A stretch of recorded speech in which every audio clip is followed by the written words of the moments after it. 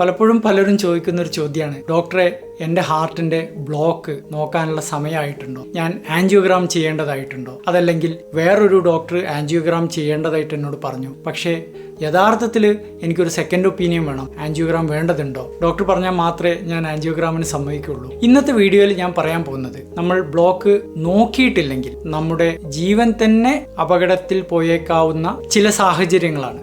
എന്നുവെച്ചാൽ ഇങ്ങനത്തെ സാഹചര്യം ഉണ്ടെങ്കിൽ നമ്മൾ തീർച്ചയായിട്ടും ഒരു മടി കൂടാതെ നിർബന്ധമായിട്ടും ആൻജിയോഗ്രാം വഴി ബ്ലോക്ക് നോക്കേണ്ടതാണ്. അതിൽ ഏറ്റവും സാധാരണയായിട്ട് നമ്മൾ കാണുന്നത്, ആയാസപ്പെട്ട് എന്തെങ്കിലുമൊക്കെ ചെയ്യുന്ന സമയത്ത് നെഞ്ചുവേദന വരുന്ന വ്യക്തികൾ TMT എന്ന് പറയുന്ന ടെസ്റ്റ് ചെയ്യുമ്പോൾ ടെസ്റ്റ് പോസിറ്റീവ് ആവും, ഡോക്ടർമാർ ആൻജിയോഗ്രാം ചെയ്യാൻ വേണ്ടിയിട്ട് പറയും. അതിന്റെ ഉദ്ദേശം എന്താണെന്ന് വെച്ചാൽ, അങ്ങനെയുള്ള വ്യക്തികൾക്ക് ഹൃദയത്തിൽ രക്തോട്ടത്തിന്റെ കുറവുണ്ട്, ആ രക്തോട്ടക്കുറവ് പ്രധാനപ്പെട്ടതാണോ, റിസ്ക് ഉള്ളതാണോ, അറ്റാക്കിലേക്ക് നയിക്കുമോ എന്നൊക്കെ അറിയാൻ വേണ്ടിയിട്ട് ആൻജിയോഗ്രാം ചെയ്യേണ്ടത് നിർബന്ധമാണ്. പോസിറ്റീവ് TMT ഉള്ള ഒരു വ്യക്തിക്ക് സാധാരണഗതിയിൽ 70% ബ്ലോക്ക് ഉണ്ടാവാനുള്ള സാധ്യതയുണ്ട്. മാത്രമല്ല, ഇങ്ങനെയുള്ള വ്യക്തികളെ ആൻജിയോഗ്രാം നീട്ടിവെക്കുന്നത് വഴി അവർക്ക് അറ്റാക്ക് വരാനുള്ള സാധ്യത 30 മുതൽ 40% വരെയാണ്. അതുകൊണ്ട് പലപ്പോഴും വരുന്നിടത്ത് വെച്ച് കാണാം, ഇപ്പൊ തൽക്കാലം ഇങ്ങനെ പോട്ടെ എന്ന് പറയുന്നത് അപകടത്തിൽ കൊണ്ടെത്തി. ആൻജിയോഗ്രാം ചെയ്യേണ്ട മറ്റൊരു സാഹചര്യം, രക്തത്തിൽ ട്രോപ്പണിൻ എന്ന് പറയുന്ന ഒരു കാർഡിയാക് എൻസൈം കൂടുന്ന സാഹചര്യം ഉണ്ടായാൽ ഇതിനെ നമ്മൾ അക്യൂട്ട് കൊറോണറി സിൻഡ്രോം എന്ന് പറയും. പഠനങ്ങൾ കാണിക്കുന്നത്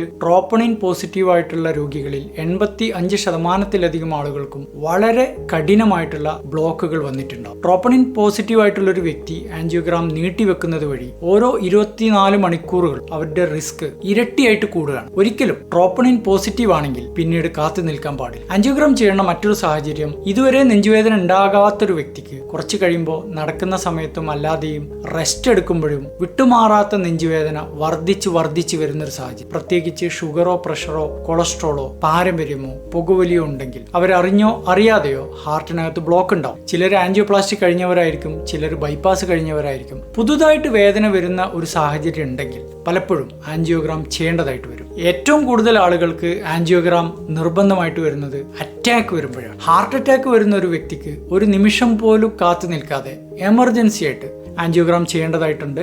അറ്റാക്കിന് കാരണമായിട്ടുള്ള രക്തക്കുഴലിലെ ബ്ലോക്ക് ഉടനടി കണ്ടെത്തി അത് നീക്കിയിട്ടില്ലെങ്കിൽ ഹൃദയ മാംസപേശികൾ എന്നേക്കുമായി നശിച്ചു പോവും, മരിച്ചു പോവും. അത് പിന്നെ നമുക്ക് തിരിച്ചു കിട്ടില്ല. അതുകൊണ്ടാണ് നെഞ്ചുവേദനയും അറ്റാക്കും വരുന്ന വ്യക്തികളെ ആശുപത്രിയിൽ എത്തിയാൽ ഉടൻ തന്നെ കാർഡിയോളജിസ്റ്റുകൾ ആൻജിയോഗ്രാമും നിർബന്ധമാണെങ്കിൽ ആൻജിയോപ്ലാസ്റ്റിയും ചെയ്ത് ബ്ലോക്ക് നീക്കി കൊടുക്കുന്നത്. ഇത് ഒരുപാട് പേരുടെ ജീവൻ രക്ഷിച്ചിട്ടുണ്ട്, ഹൃദയത്തിന്റെ പമ്പിങ് നഷ്ടപ്പെടാതെ സഹായിച്ചിട്ടുണ്ട്. നമ്മൾ അറിഞ്ഞുകൊണ്ട് നമ്മുടെ ഹൃദയ മാംസപേശികളെ നശിക്കാൻ വിട്ടുകൊടുക്കരുത്. ആൻജിയോഗ്രാം വേണ്ട സാഹചര്യമാണെങ്കിൽ ഒരു മടിയും കൂടാതെ പെട്ടെന്ന് തന്നെ ഹൃദയം സംരക്ഷിക്കാൻ നമ്മൾ തീരുമാനിച്ചേ മതിയാവും.